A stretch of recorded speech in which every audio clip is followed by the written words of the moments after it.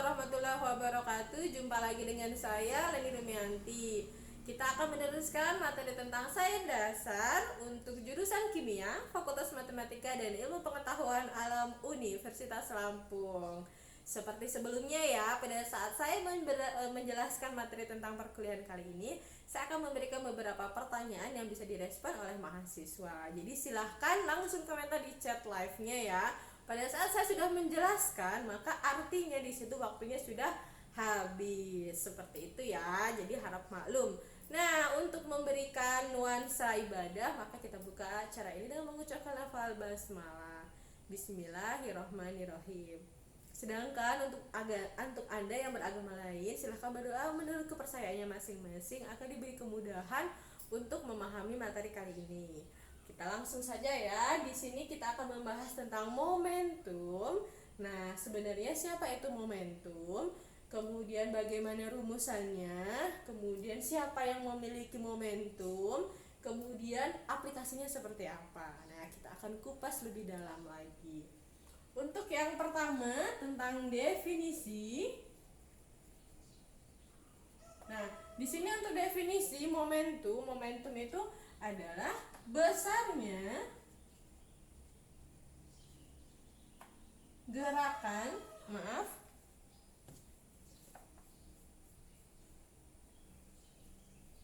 Oke, sebentar ya. Karena pakai tisu basah jadi agak licin. Banyaknya gerakan suatu benda yang besarnya sebanding dengan massa dan kecepatan. Nah, ini adalah definisi tentang momentum. Jadi momentum itu adalah banyaknya gerakan yang dimiliki oleh suatu benda yang besarnya berbanding lurus dengan siapa? Dengan massa dan kecepatan. Nah, kalau sudah ada definisi, pasti jadi tahu nih pertanyaan selanjutnya. Siapa yang memiliki momentum?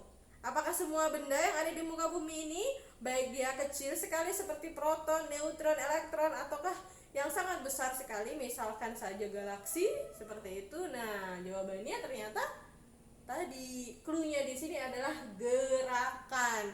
Artinya yang memiliki momentum hanya benda-benda yang bergerak. Jadi di sini ya, saya kasih clue-nya di sini, dimiliki hanya untuk benda bergerak.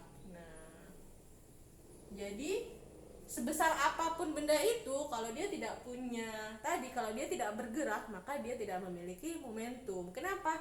Karena benda yang diam itu kecepatannya sama dengan 0. Jadi berapapun besarnya massa, di situ benda massanya sangat besar sekali, tetapi kalau dia nggak bergerak ya tetap saja dia tidak punya momentum. Seperti itu ya.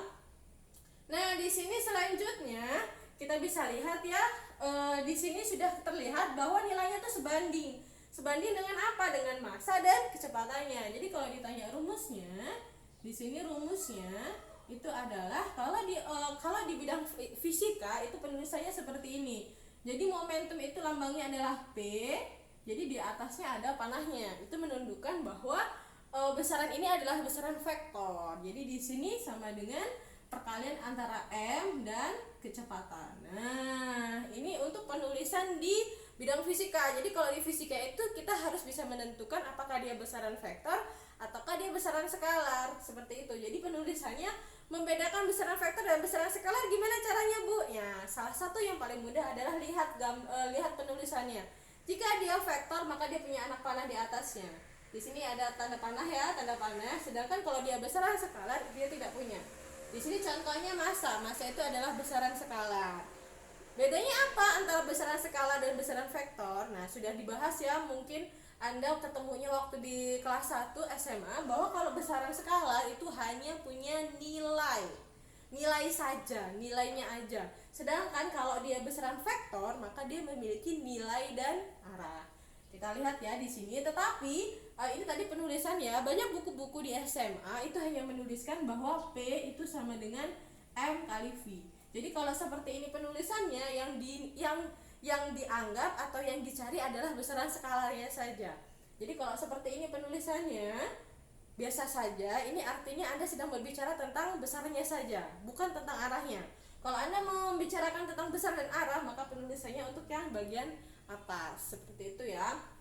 Jadi nggak bingung nanti, kok Bu di buku ini seperti ini penulisannya, sedangkan di buku satunya lagi sama gitu. Jadi tadi kalau di buku-buku SMA biasanya dia nulisnya langsung seperti ini, karena dia tidak mempermasalahkan apakah dia besaran vektor ataupun besaran skalar. Tapi kalau untuk udah tingkat universitas biasanya apalagi di bidang fisika ya, dia harus bisa menentukan bahwa dia adalah besaran vektor atau besaran skalar. Seperti itu ya.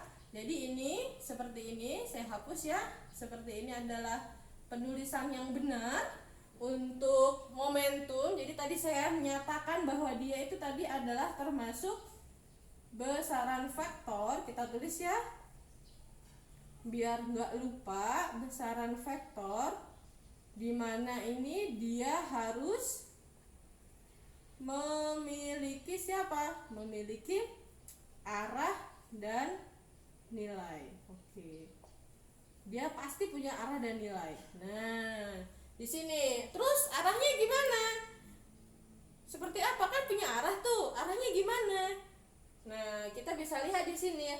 Kita coba kita lihat ya. Jadi di sini P-nya ini adalah besaran vektor, kecepatan juga besaran vektor, besaran skalanya ada hanya masanya saja. Nah, kita lihat di sini massa. Massa itu pernah nggak menimbang massa itu misalkan semut. Nah, semut bisa ngebayang ya, langsung semut. Anda timbang semut dengan menggunakan timbangan digital seperti itu, apakah mungkin nilainya negatif? Nah, bisa dibayangkan mungkin nggak ada nilai negatif. Kita ganti semut dengan menggunakan, biasanya kalau di bidang kimia itu dengan menggunakan ini ya, serbuk-serbuk gitu ya, serbuk-serbuk yang sangat kecil, misalkan saja garam gitu, NaCl gitu, yang sangat lembut sekali, kita ambil sedikit saja gitu kan ya, kita taruh di timbangan digital, mungkin nggak nilainya itu negatif?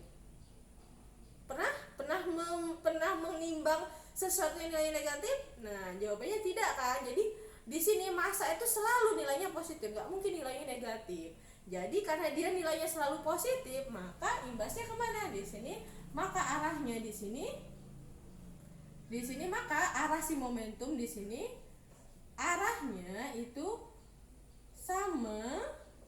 arahnya sama dengan arah benda. Nah, gitu ya. Jadi momentum itu arahnya selalu sama dengan si arah benda. Jadi bendanya bergerak kemana? Kalau dia benda beraknya ke kanan, pasti momentumnya ke kanan. Nggak mungkin dia berlawanan arah di sini. Seperti itu ya. Kalau kecepatan kan bisa ini tadi ya, bisa ke kanan, bisa ke kiri gitu kan ya. Nah, di sini jadi kalau ditanya arah momentum, dia selalu sama dengan arah benda. Arahnya tadi, karena untuk besaran vektor itu selalu punya arahnya kemana. Kalau besaran skalar yang saya tadi bilang, misalkan saja mungkin masih lupa ingat ya antara besaran vektor sama besaran skalar. Saya kasih contoh aja nih, punya arah tuh gimana sih Bu gitu kan ya. Misalkan saya di sini posisinya A, kemudian posisinya B di sini, oke. Kemudian kalau saya tanya di sini kecepatan saya di sini adalah 5 meter per sekon, dia ke sini gitu ya, ke titik B. Kemudian dari titik B saya balik lagi di sini, FB-nya sama dengan di sini 5 meter per sekon. Nah, di sini kecepatannya berapa? Resultan kecepatannya. Nah, kalau seperti ini kecepatannya di sini karena posisinya di sini kaitannya tentang jarak. Jadi kalau kecepatan itu adalah kita anggap saja ya di sini yang kita jarak. Maaf ya, di sini V itu sama dengan S per T. Seperti itu. Jadi bahasanya jarak per waktu. Nah, di sini karena posisinya jarak itu juga besaran vektor, maka hasil dari kecepatan itu juga besaran vektor. Jadi kalau di sini resultannya berapa? Di sini yang satu ke kanan itu nilainya plus. Jadi dari mana? Dari sumbu kartesian. Ini plus, maaf ya. Di sini kan benar plus, di sini plus, di sini min, di sini min. Jadi kalau dia ke kanan nilainya positif 5.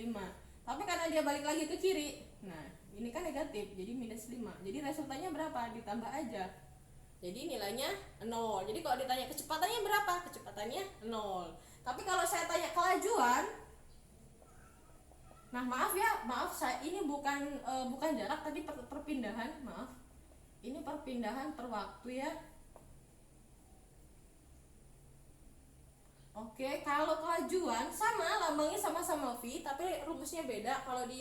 Kalau Anda bukan dari mahasiswa fisika, biasanya untuk menentukan mana vektor dan mana skalar mungkin dianggap sama. Biasanya seperti itu, tidak terlalu mempermasalahkan. Tapi kalau yang di fisika harus tahu dia. Kalau sama ya, kecepatan dan kelajuan itu sama, lambangnya V juga.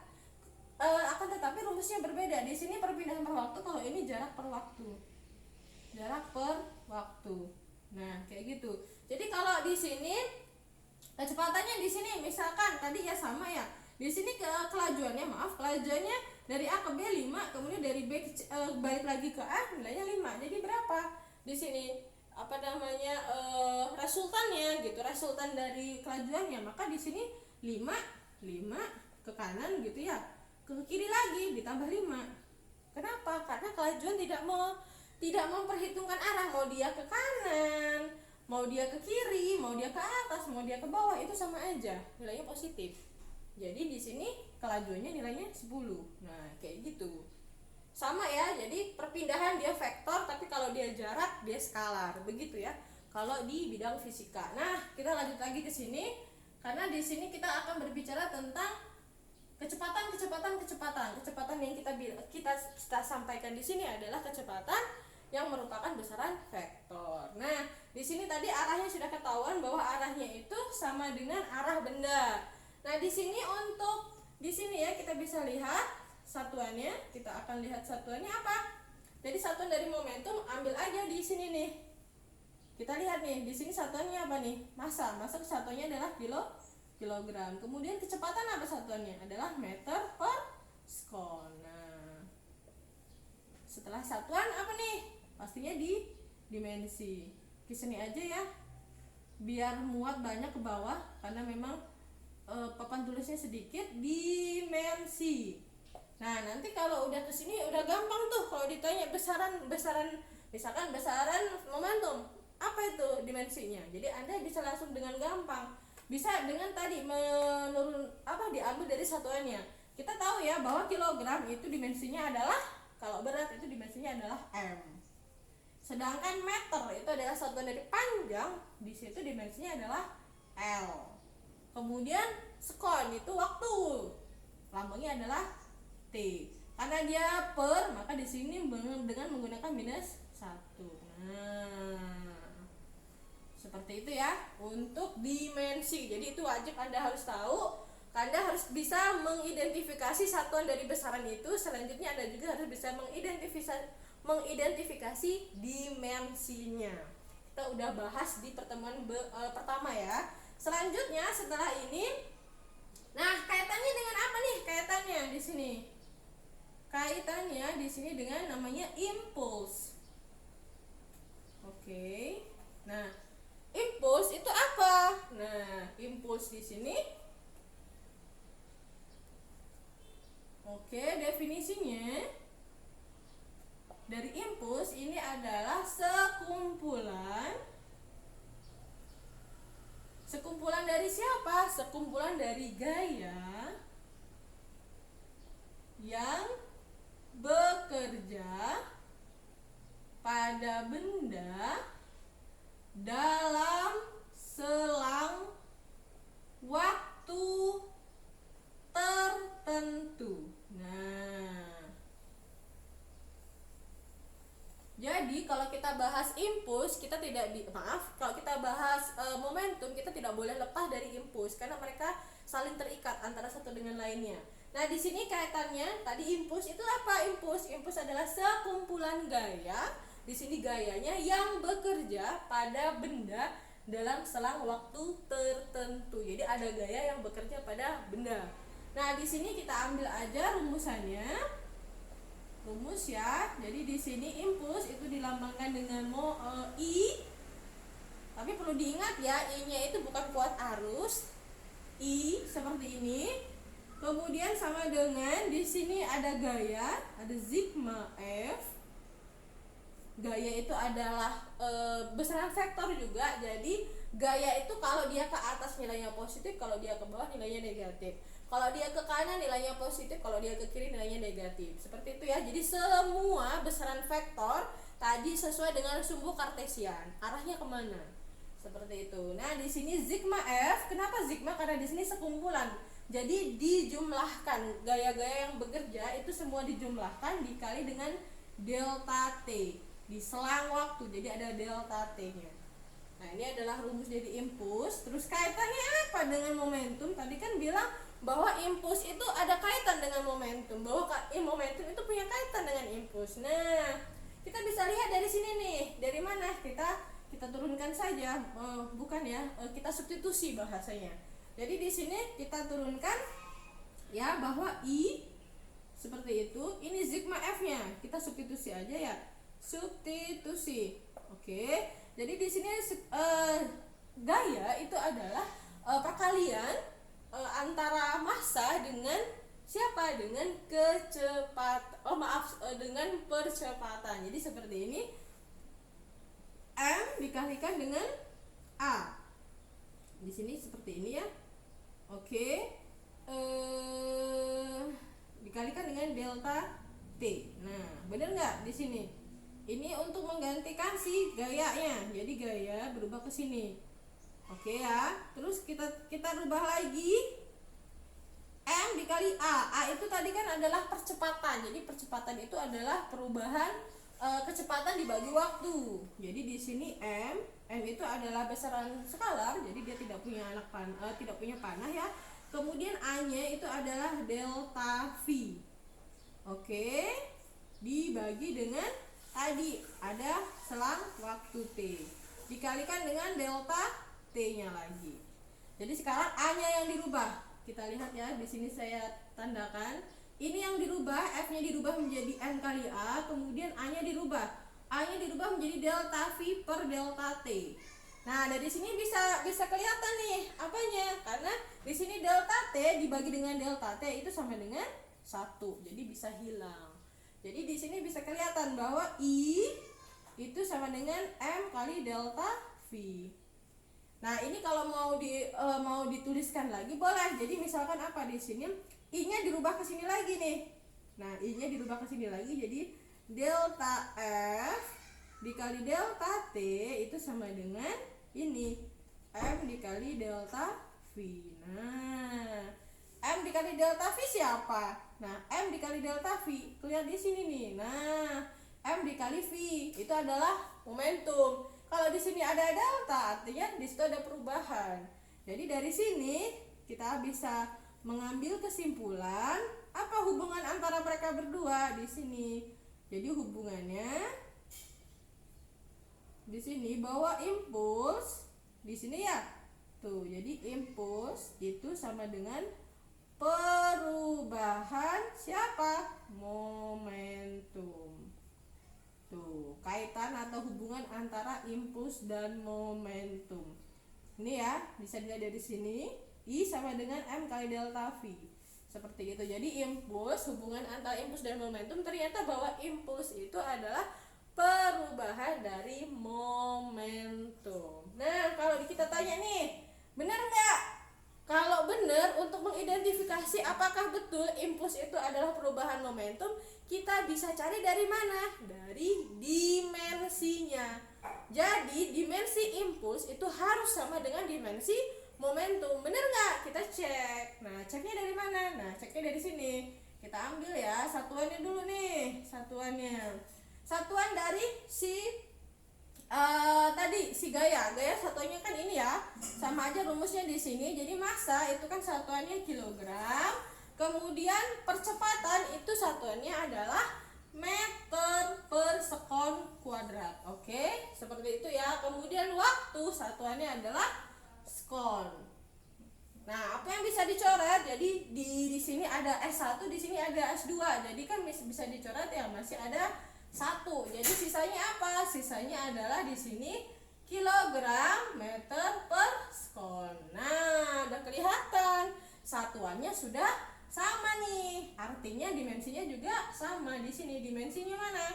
Dimensinya ngeceknya tadi, dimensinya kilogram itu adalah M, kemudian meter itu adalah L, di sini T pangkat min 1. Udah. Kalau udah seperti ini artinya sudah sinkron. Jadi kenapa? Kalau udah sinkron dilihatnya dari mana? Lihatnya dari dimensinya. Di sini dimensinya sama. Artinya sudah betul. Ini sudah terkonfirmasi. Seperti itu ya, gampang kan? Nah, di sini untuk selanjutnya di sini menghasilkan siapa? Di sini kita sini ya, sepertinya di sini masih ada space. Di sini kalau Anda masih bisa ke bawah, nanti silahkan Anda bikin ke bawah ya, karena di sini papan tulisnya tidak muat, jadi saya ke samping saja. Di sini menghasilkan apa? Di sini. Jadi di sini menghasilkan yang namanya hukum kekekalan momentum. Nah, di sini hukum kekekalan momentum. Hukum kekekalan momentum. Tadi di sini bahwa momentum itu kaitannya dengan benda yang bergerak. Kemudian di sini impuls ini di sini kaitannya tentang gaya-gaya yang bekerja. Nah, kalau kita membahas tentang hukum kekekalan momentum, maka di sini anggapannya apa? Di sini ilustrasinya seperti ini.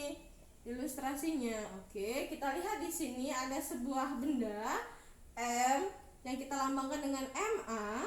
Oke, jadi benda A yang memiliki MA, kemudian dia memiliki kecepatan sebesar FA. Kecepatannya sebesar FA. Saya tidak menggunakan ininya ya. Jadi kalau Anda mau menggunakan boleh ya. Kita gunakan ininya, panahnya. Kemudian di sini ditembakkan ke di sini MB. Seperti itu. Jadi ada benda bermassa MB yang memiliki kecepatan sejauh FB. Oke ya, dipanahkan.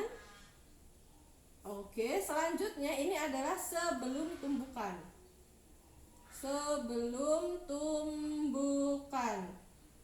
Seperti itu. Setelah pada saat dia tumbukan seperti apa ilustrasinya? Nah, karena dia si MA itu menabrak atau menubruk si MB, maka dia akan bersatu. Bersatunya menyenggol ya, bukan bersatu. Kalau bersatu nanti konsepnya kurang tepat ya. Jadi di sini dempetan bahasanya gitulah ya. Jadi mengenai. Oke, ini adalah MA, kemudian di sini MB. Ini adalah kondisi sesaat.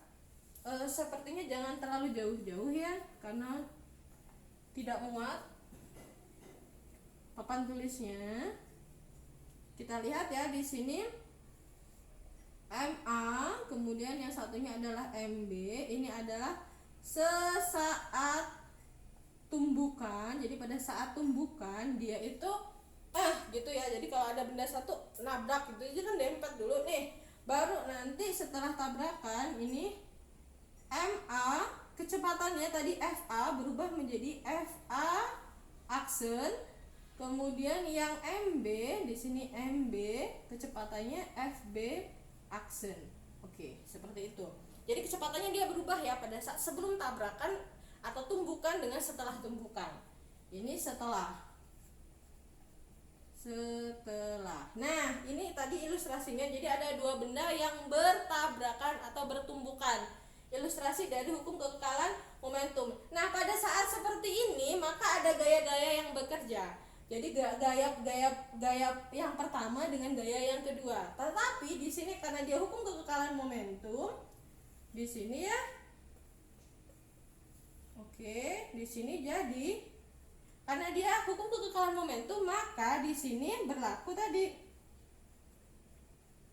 gaya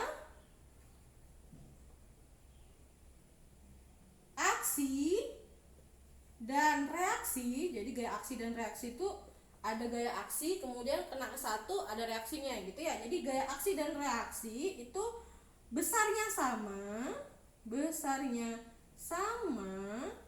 dan arahnya berlawanan. Nah, jadi pada saat kita memandang hukum atau kita berbicara tentang hukum kekekalan momentum, maka di situ gaya aksi reaksi yang bekerja pada benda-benda itu besarnya sama dan arahnya berlawanan. Maka nanti resultanya itu sama dengan 0. Seperti itu. Jadi jadi di situ kita abaikan gayanya tadi. Jadi ada yang mengatakan bahwa hukum kekekalan momentum itu berlaku jika tidak ada gaya luar yang bekerja. Seperti itu ya. Karena tadi di sini besarnya sama, kemudian arahnya berlawanan. Jadi resultanya ya tadi saling meniadakan. Gitu ya. Jadi di sini rumusnya apa? Jadi rumusnya di sini langsung saja, karena di sini tidak menggunakan yang ini, F-nya kita tidak ada. Jadi di sini rumusnya adalah tadi MA FA ditambah MB FB. Jangan lupa ya, dia vektor itu sama dengan MA FA aksen ditambah MB FB aksen. Nah, ini adalah rumus dari kekekalan momentum. Nah, oke. Nah, untuk pertanyaan Anda silahkan direspon. Di situ pertanyaannya apa? Pertanyaannya adalah silahkan satu orang memberikan 2 contoh sederhana saja ya. 2 contoh dari hukum kekekalan momentum. Jadi silahkan langsung direspon. Yang tahu jawabannya, contoh dari fenomena tentang hukum kekekalan momentum itu seperti apa. Jadi silahkan direspon sambil saya memberikan keterangan untuk rumusan kita hari ini. Nah, di sini kita kasih keterangannya, yaitu yang pertama adalah MA.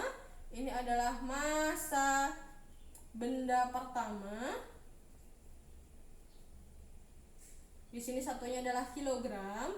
Kemudian FA itu adalah kecepatan benda pertama, satunya adalah meter per sekon.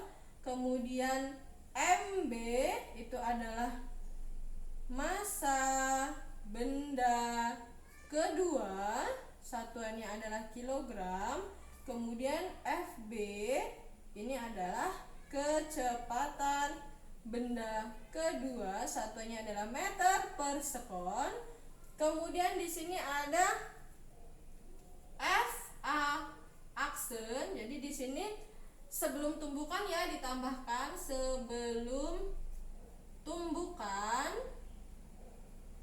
Maaf ya di sini, maaf di sini ya.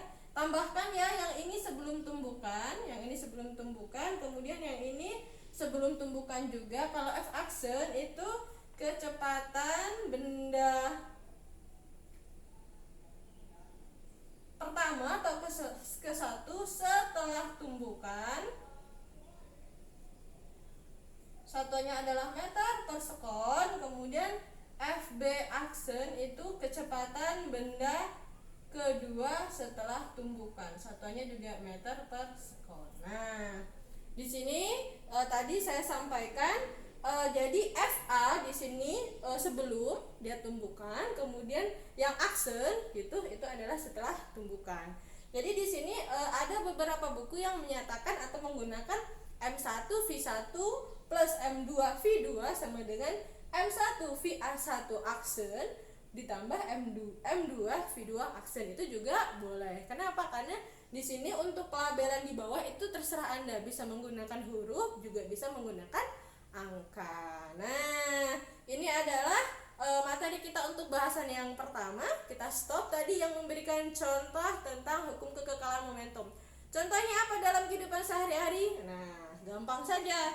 Yang sering berburu tuh, berburu apa? Berburu burung. Nah, biasanya apa? Kita tembakkan dari senapan itu ke burung. Jadi di situ akan berlaku hukum kekekalan momentum, mau dia nembak burung, kemudian dia nembak kita menggunakan banyak ya proyektilnya. Jadi kita menggunakan tembakan, jadi peluru yang keluar dari senapannya itu. Untuk objeknya ya bisa burung, bisa binatang-binatang buas yang ada di hutan, seperti itu.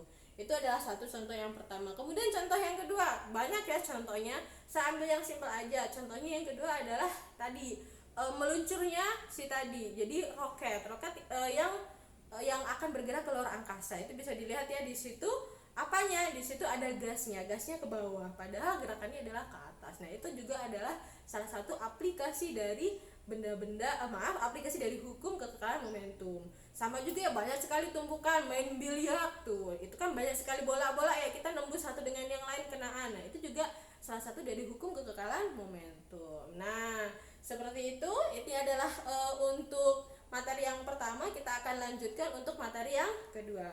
Semoga bermanfaat untuk Anda dan memahami pemateri kita kali ini, karena sederhana sekali kita membahas tentang momentum, di mana momentum itu punya hubungan erat dengan impuls, dan ternyata hubungan mereka adalah impuls itu adalah perubahan dari momentum. Ngelihatnya dari mana, Bu? Kok bisa sama mereka berdua? Ngelihatnya dari dimensinya. Ternyata dimensinya mereka sama. Seperti itu ya untuk sekali ini. Semoga bermanfaat dan saya akhiri. Assalamualaikum warahmatullahi wabarakatuh.